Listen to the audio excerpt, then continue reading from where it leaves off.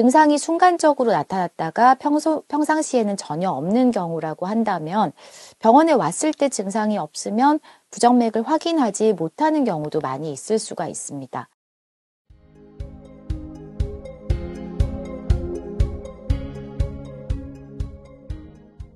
그렇다면 이런 어떠한 증상 때문에 또는 우연히 발견돼서 병원에 오셨다면 저희가 그 부정맥을 조금 더 정확하게 진단하기 위해 어떤 검사들을 하고 있는지 말씀드리겠습니다.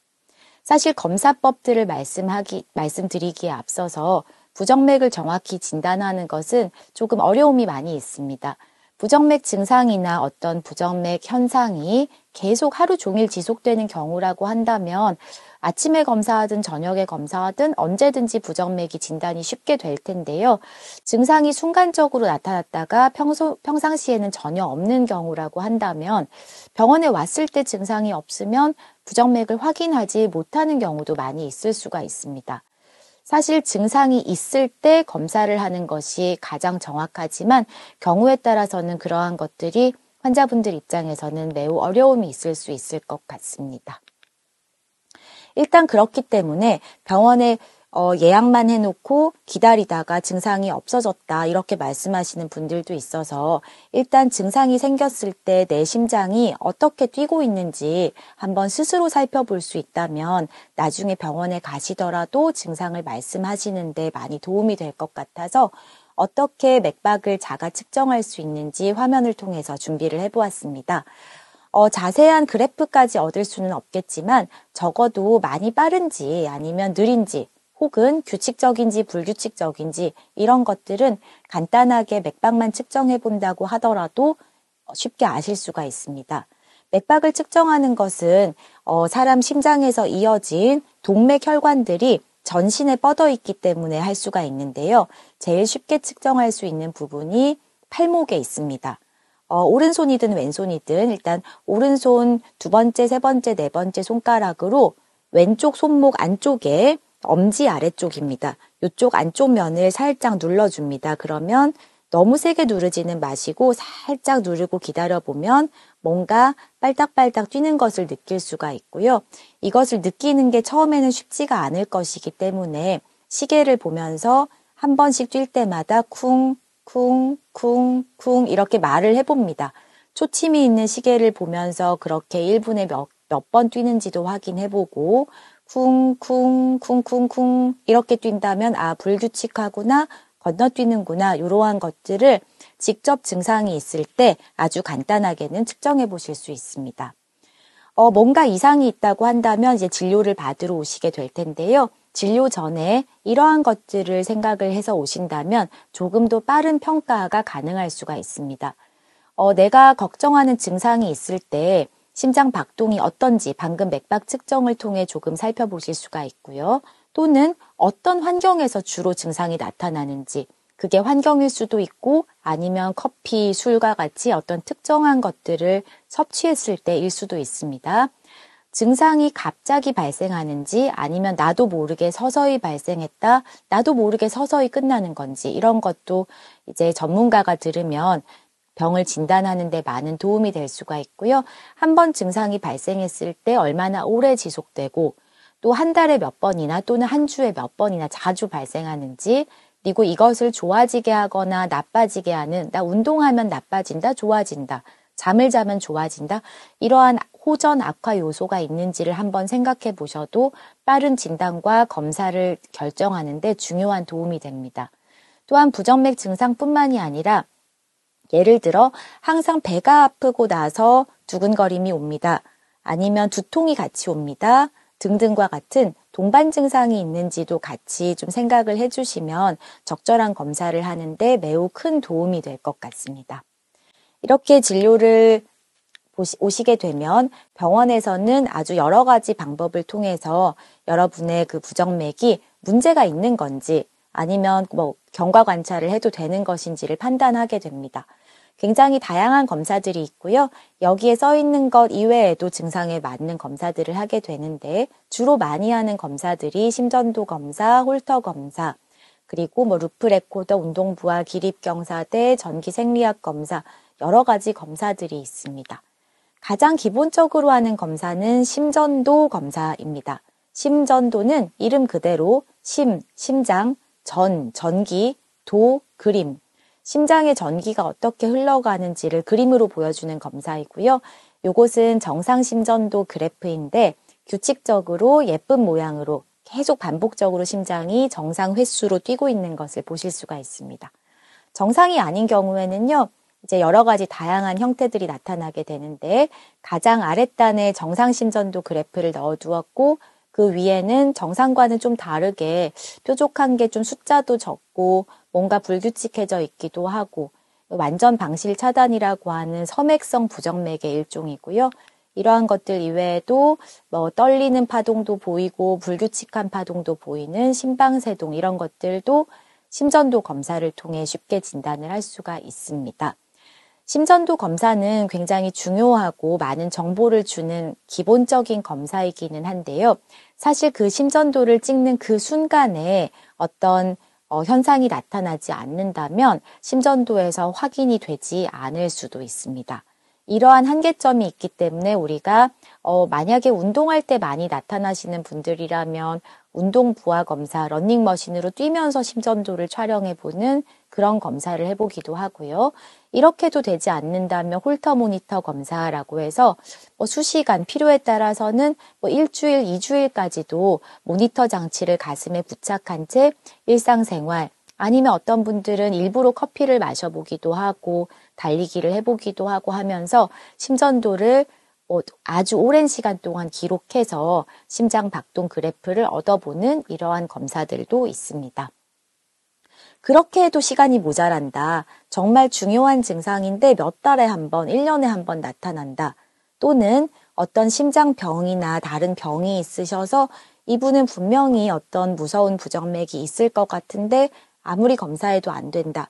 이런 경우에는 루프 레코더라고 하는 굉장히 작은 요만한 손가락보다 짧은 장치를 가슴에 있는 피부 밑에다가 그 전용 주사기로 싹 삽입해 놓는 경우가 있습니다.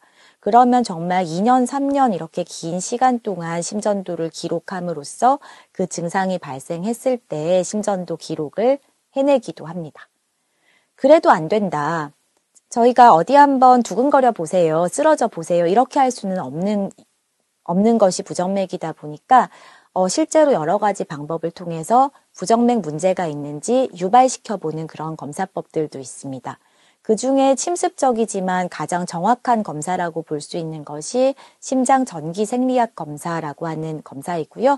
이것은 입원을 해서 해야 하고 심장 속에다가 직접 측정하는 도구를 넣어서 전기 신호를 직접 측정하고 만약에 문제가 있는 곳이 발견이 된다면 그 즉시 거기를 고치거나 치료하는 시술까지도 바로 병행할 수 있는 이러한 검사법, 전기 생리학 검사라는 검사를 시행하기도 합니다. 부정맥을 이렇게 열심히 진단하고자 하는 이유는 부정맥이 위험할 수도 있기 때문인데요. 사실 증상의 정도와 어떤 위험한 정도가 일치하지 않기 때문입니다. 전혀 증상이 없다가 갑자기 쓰러져서 오시는 분들도 있고 내 증상은 너무너무 심한데 오실 때마다 괜찮으니 안심하시라고 말씀드리는 경우도 굉장히 많습니다. 따라서 부정맥을 진단받았다면 간과하시면 안 되고 의심 증상이 있다면 증상이 있을 때 가까운 곳에 가서 빨리 진단받으시는 것이 필요하고 우연히 발견됐다고 하더라도 한 번쯤은 전문가의 소견을 들어보는 것이 중요합니다. 이러한 부정맥이 잘 진단되었다면 치료를 하는 방법은 그 부정맥의 정도와 상태 그리고 위험한 정도에 따라 당연히 달라질 것입니다. 아무리 증상이 심하다 하더라도 경과 관찰만 하고 다른 약을 안 쓰는 경우들도 있고요. 항부정맥제, 항응고 치료와 같은 다양한 약물 치료로 부정맥을 완화시키기도 하고 억제시키기도 하고 또는 부정맥으로 인해 올 수 있는 합병증들을 예방하기도 합니다. 심장이 너무 느려져 있다고 한다면 우리가 핸드폰에 보조 배터리를 다는 것처럼 박동기라는 장치를 몸에 심어서 이제 심장을 다시 빠르게 해주기도 하고 전기적 동율동 전환술, 우리 갑자기 컴퓨터가 안 되면 한번 충격을 딱 때려보는 것처럼 전기적인 큰 자극을 줘서 정상으로 돌려보는 치료를 하기도 합니다. 다양한 종류의 시술이 있어서 그 전기 시스템을 직접 고쳐주기도 하고요. 그러한 것들로 해결되지 않는다면 정말 가슴을 여는 수술을 통해 부정맥을 고치는 경우까지도 있습니다. 그래서 이렇게 치료법이 다양하기 때문에도 정확하게 진단을 하는 과정이 조금 어렵더라도 가장 중요하다고 할 수 있을 것 같습니다. 그중에서 약물 치료도 종류가 굉장히 많은데요. 부정맥을 안정시키거나 재발시키지 않도록 해주는 약도 쓰고 혈액 응고를 막아주는 약도 쓰고 증상을 조절해 드리기도 하고 또는 동반 질환을 조절해야 부정맥이 좋아지기 때문에 동반 질환에 대한 약물들을 쓰기도 합니다. 시술이라는 것은 오른쪽 아래 그 시술실 사진처럼 이제 가느다란 제가 손에 잡고 있는 저런 아주 가느다란 카테터를 정맥 혈관을 통해서 심장에 접근을 하고요. 심장 안쪽에서 전기 신호를 직접 측정하면서 잘못된 곳을 찾아 그 부분을 치료를 하는 그러한 시술 기법을 많이 쓰고 있습니다. 심장 박동기는 사진에 보시는 것처럼 이게 심장 안쪽으로 연결된 우리 유선 보조 배터리 같은 기능이다라고 보시면 될 것 같고 가슴 피부 밑에다가 박동기를 심고 그 박동기에서 말하자면 전선이 심장으로 연결이 되어서 심장에 필요한 전기를 제대로 공급해주는 발전기가 고장났으니 인공 발전기를 넣어주는 그러한 치료법들을 많이 쓰기도 합니다. 이러한 다양한 치료 기법들은 이렇게 짧게 다 설명을 드릴 수 없을 만큼 빠르게 발전을 하고 있고요. 시술 치료만 하더라도 정말 엑스레이뿐만이 아니라 이런 시뮬레이션이나 3차원 영상들을 통해서 심장을 정확히 분석하고 부정맥의 위치를 찾아서 정말 1mm, 2mm 단위로 부정맥 발생 부위를 치료를 하는 기법까지도 발전을 이미 해 있습니다. 인공심장 박동기도 마찬가지로 이렇게 피부를 통해서 심장 속에 전선을 넣게 되는데 그 사람 심장에게 필요한 위치들이 다 다를 테니까요. 원하는 부위를 다 찾아가서 원하는 위치에 전선을 다 위치시킬 수 있는 기법, 그리고 전선이 아예 없는 무선 박동기까지도 그러면 이제 밖에 아무것도 없는 커다란 장치를 갖고 있지 않은 그러한 기법까지도 많이 발전이 돼 있기 때문에 부정맥 진단을 받으셨다고 하더라도 너무 걱정하지 마시고 걱정하는 부분을 해결할 수 있는 다양한 치료들을 받으실 수가 있습니다. 마지막으로 이 강의를 정리하면서 꼭 알아두셔야 하는 부분들이 있습니다. 부정맥 증상은 우선 매우 다양합니다. 무증상부터 두근거리거나 어지럽거나 또는 쓰러지는 것으로 발견되는 부정맥도 많이 있습니다. 다양한 증상만큼 다양한 종류의 부정맥이 있기 때문에 증상이 있는 그때 심전도를 확보하는 것이 가장 중요하고요. 그래야만 정확한 진단으로 이어지실 수가 있습니다. 따라서 예약만 해놓고 기다린다거나 증상이 없는데 한번 검사해 본다거나 하는 것보다는요. 증상이 있을 때 자가 맥박 측정을 해보거나 또는 증상이 있는 그 시점쯤에 가까운 곳에 빠르게 방문하셔서 검사를 빨리 받아보시는 것이 중요하고요. 이렇게 진단을 받게 되면 경과관찰부터 시술 치료까지 다양한 치료들이 있기 때문에 걱정하시지 말고 치료를 받으실 수가 있을 것 같습니다. 지금까지 부정맥에 대해 알아보았습니다. 부정맥은 증상이 있는 시점에 발견하다는 것이 중요하다는 것을 기억하시기 바라며 오늘 강의 마치도록 하겠습니다. 감사합니다.